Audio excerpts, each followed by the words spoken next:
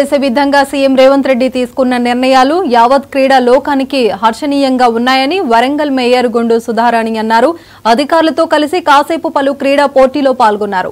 నిత్యం విధి నిర్వహణలో ఉండే అధికారులు క్రీడా పోటీలో పాల్గొని ప్రతిభను చాటుకోవడం ఆనందంగా ఉందన్నారు.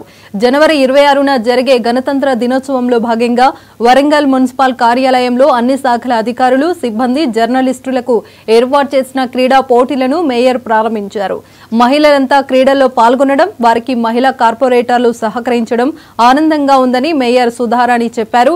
నిత్యం బిజీగా ఉండే అధికారులు, అనుక్షణం ప్రజాక్షేత్రంలో పనిచేసే జర్నలిస్టులు ఈ రోజు జరిగే క్రీడలో పాల్గొనాలని మేయర్ సూచించారు.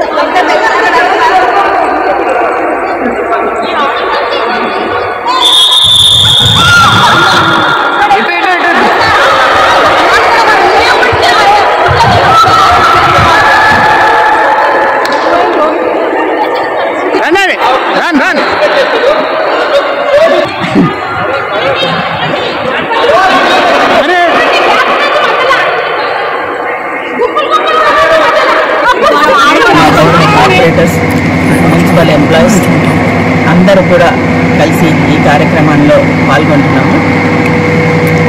గౌరవ ముఖ్యమంత్రి శ్రీ రేవంత్ రెడ్డి గారు క్రీడా రంగాన్ని ప్రోత్సహించే విధంగా ఇప్పటికే క్రీడల కోసం ప్రత్యేకంగా నిధులను కేటాయించి ఎక్కడికక్కడ ప్రోత్సహించడం జరుగుతుంది.